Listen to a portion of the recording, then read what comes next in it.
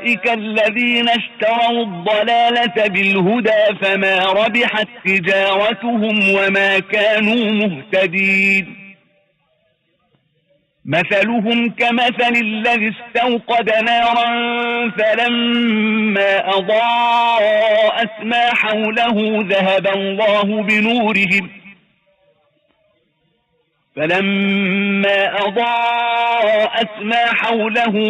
الله بنورهم وتركهم في ظلمات لا يبصرون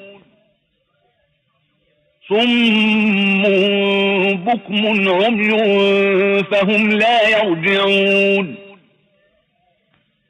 أو كصيب من السماء فيه ظلمات ورعد وبرق يجعلون أصابعهم في آذانهم من الصواعق حذر الموت والله محيط بالكافرين يكاد البرق يخطف أبصارهم كلما أضاء لهم مشوا فيه وإذا أظلم عليهم قاموا ولو شاء الله لذهب بسمعهم وأبصارهم إن الله على كل شيء قدير. இவர்கள்தாம் நேர்வழிக்கு பதிலாக தவறான வழியை கொள்முதல் செய்து கொண்டவர்கள். ஆனால் இவர்களுடைய இந்த வியாபாரம் இலாபம் தராது. மேலும் இவர்கள் நேர்வழி பெறுபவர்களும் அல்லர். இத்தகையோருக்கு ஓர் உதாரணம் நெருப்பை மூட்டிய ஒருவனின் உதாரணத்தை போன்றது.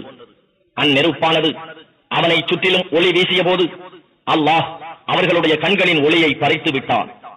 இன்னும் பார்க்க முடியாத காரிருளை அவர்களை விட்டுவிட்டான். அவர்கள் செவிடர்களாக, ஊமையர்களாக, குருடர்களாக இருக்கின்றனர். எனவே அவர்கள் நேரான வழியின் பக்கம் மீளமாட்டார்கள். அல்லது இன்னும் ஓர் உதாரணம் காரிருளும் இடியும் மின்னலும் கொண்டு வானத்திலிருந்து கடுமழை கொட்டும் மேகம். இதில் அகப்பட்டுக் கொண்டோர் மரணத்துக்கு அஞ்சி இடியோசையை விட்டு தப்பித்துக் கொள்ள தங்கள் விரல்களை தம் காதுகளில் வைத்துக் கொள்கிறார்கள். ஆனால் அல்லாஹ் எப்போதும் இந்த நிராகரிப்பவர்களை சூழ்ந்தவனாகவே இருக்கின்றான். அம்மின்னல் அவர்களின் கண் பார்வையை பறித்துவிட பார்க்கிறது. அம்மின்னலானது அவர்களுக்கு ஒளி தரும் போதெல்லாம் அவர்கள் அதன் துணையினால் நடக்கிறார்கள். அவர்களை இருள் சூழ்ந்து கொள்ளும் போது வழி அறியாது நின்று விடுகிறார்கள். மேலும் அல்லாஹ் நாடினால் அவர்களுடைய கேள்வி புலனையும் பார்வைகளையும் போக்கி விடுவான். நிச்சயமாக அல்லாஹ் எல்லாவற்றின் மீதும் பேராற்றல் உடையவன்.